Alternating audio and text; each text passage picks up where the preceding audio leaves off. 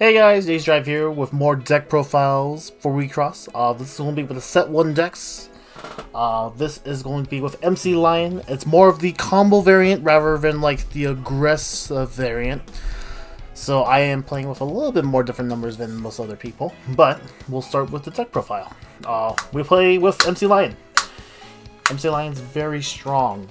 I would say this is the next deck to be very strong because it has that combo end finish. So on enter, what the grade 3, you look at the top 4, you add 2 to hand, the rest of the graveyard, and then her once per game action is she gains the ability when she attacks. If your opponent has guarded this turn, you may rest a level 2 Elrig on your board, and then you may resand her. She's a very strong finishing closer for the combo deck. Very strong indeed. And then I would say probably like the fastest deck you'll ever encounter if you are playing competitively for Recross. So, next we'll play with the Love It. Love It, I play with CrossFit and Scratch. Oops, sorry there. Scratch and Fades and Crossfades. This just gives you that extra damage if you need to close off.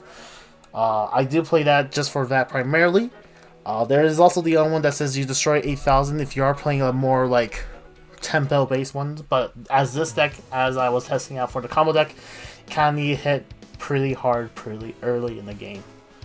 But it depends on which parts. And then Crossfade is always a bash thing, and then you pay 4 enter, 1 being red, to crush one opponent's life cloth. So this is more of a beat down package, but at the same time it lets you close in for that final push.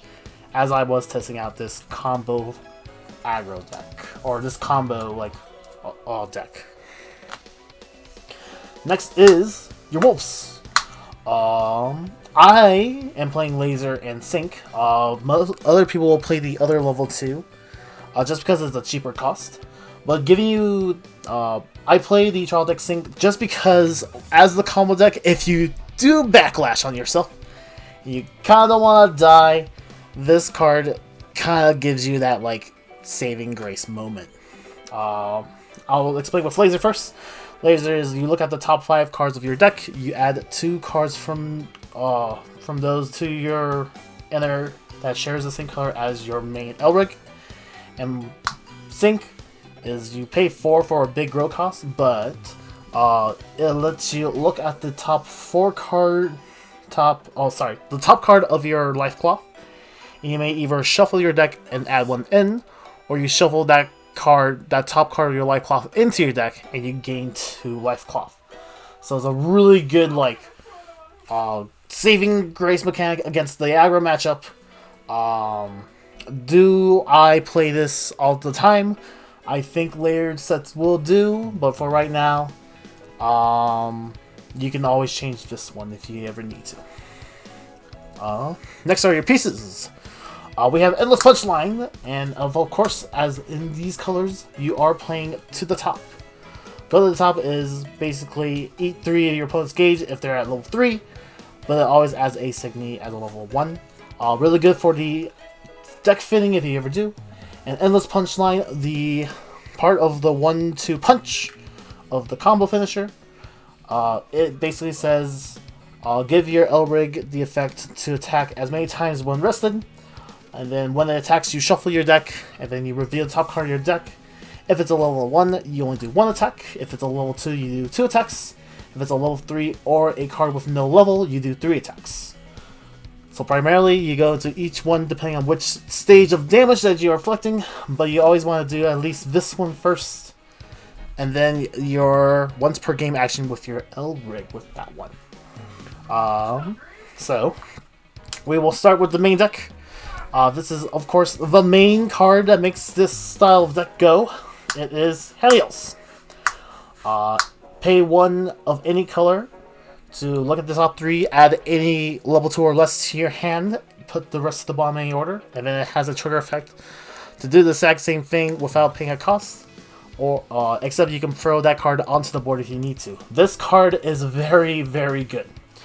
It is probably the most key piece of the deck that you'll ever see, just because deck thinning is really important in the deck, as well as this fixing your this gives you that early like deck thinning. So it lets you set up your deck thinning as free card to your hand. It's also really good. I say that this card is the main star of this deck. Next, we have our pieces.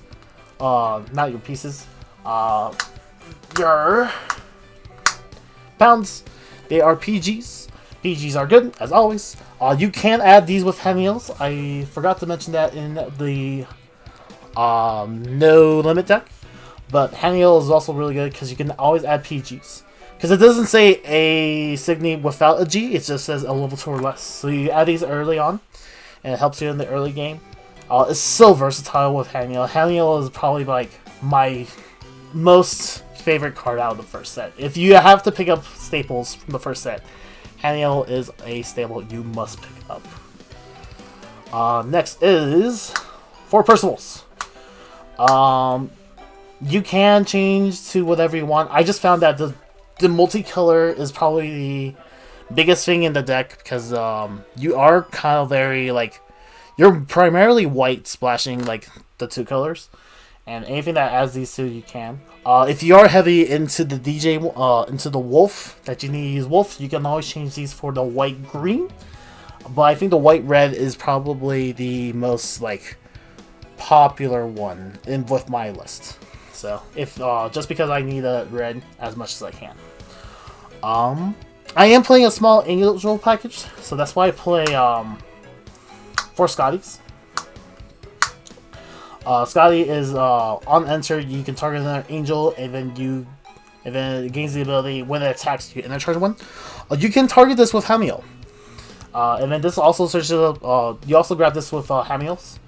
And then if you play like multiple like Scotties, they do stack up to each other. So if you play one angel, play these 2. You do just enter charge 2 on attack. It's very vulnerable to pop effects, and enter is not as terrible, but deck thinning as a form of deck thinning is always really good, even if it's not non-controlled deck thinning. You can also target this with grade 3s as well. Next is for Gawain's. It's just more vanilla bodies, colors that need to be fixed. You can always change it to your search. I think I just like the red a little bit more, just for the extra text that you play with red.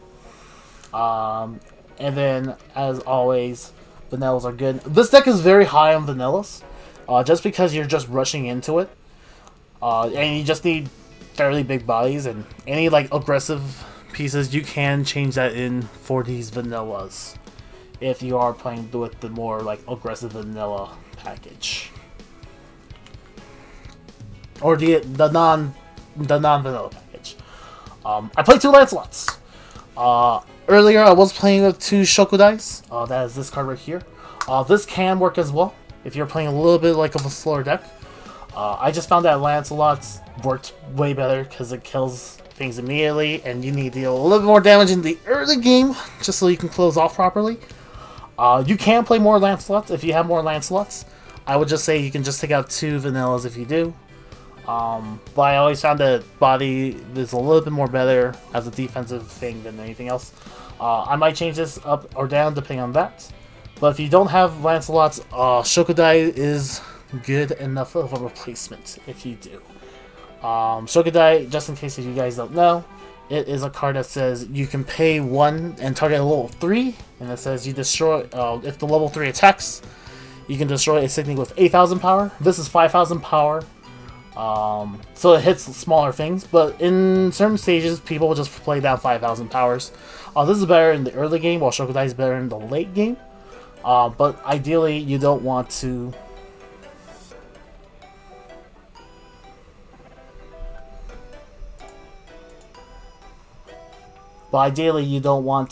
do any of that as this deck. Next is the grade 3s. So the grade 3s are 3 of Archon, Basically, it has Shadow on your opponent's turn, as well as pay a white on enter. If you do look at the top 3 cards, you can add a Signy from among them and the rest of the bottom in any order. This also has a trigger effect, which I've been slowly forgetting to mention on other things except for the great ones. This one says you either bounce a dude or you draw a card. Bouncing a dude has to be an up Signy. Primarily, you are playing this for the dig, and then just drawing cards is really good. The bounce is also really good as a defensive mechanic. It's really good. You're just deck fitting for a lot of pieces. You primarily want to comprise your deck of level 3s. And this is not the ideal one you want to throw down on the board, but it's nice. It helps you fit. Next is PPJ, Code Hearts. This is one of the stronger staples because it says continuous. If you are Team Jockey, your opponent cannot guard unless they pay an additional 2. It's a taxing on the shield effect. That way, if you do go to Endless Punchline and they try the PG, you have to make them pay 2. And then it has an on-enter effect. You pay a white. Look at the top 3. You can add up to 1 spell and 1 white Signy from among them to your hand. The rest of the bottom ending zone. Once again, it is deck fitting. Sometimes you need to grab that spell if you really need to. But it is ideally the card you want to grab as much as you can. There's not as much grabbing on the level 3s, but with enough fitting, you will hit into a level 3 if you do naturally draw. And next is to Black Saddle.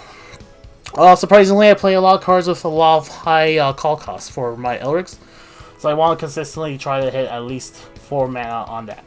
And this is also level 3, so it doesn't screw up with your counts on your level 3. So it's always really good for that fellow right there.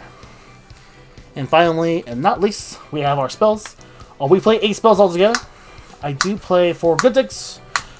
Basically, it says you look at the top 7, add 2 cards to your hand, the rest of the bottom in any order. Also has a trigger effect for the top 3. You add 1 to your hand or to the board. Then you put the rest down. It's basically your copies 5 through 8 of Hanyo as a spell. So this card is really strong as well. It also goes more deep, bigger. If you're also not in Card Jockey, you can play this in other yellow decks if you do. But you grab any cards with this, so you can add spells if you want to.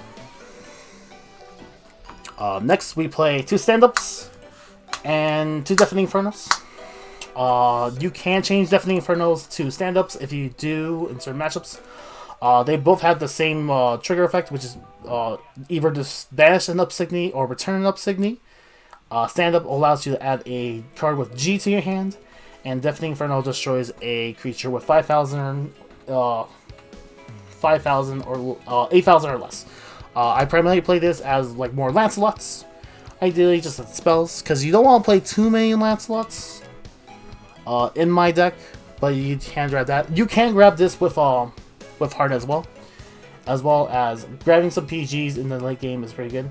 I did play with four stand-ups. 4 stand-ups is perfectly fine. But sometimes you end up with too many stand-ups and you want a removal. So that's why I decided to play with 2 Deafening Inferno. And that is pretty much the main thing for the main deck. Once again, Card Jockey is a very strong competitive deck as well. I've seen people play with this and that. And I think this is the easiest deck to go through as a deck profile. But let me know if you guys have different opinions about it. And once again, let me know by the comments if this deck is good, if this deck is bad. See if my opinions are good or not. So, as always, follow, share, like the YouTube things. Also, I do stream on Twitch, non-card game stuff if you want to watch that. Sometimes I do card game stuff with friends. Sometimes I do, sometimes I don't. But primarily I don't. But this has been a deck profile. I wanted to do at least all these decks before set 2 comes out. Then once set 2 comes out, I will try to do deck profiles onto that. But thank you all for watching. And as always, thank you and have a good day. Bye-bye!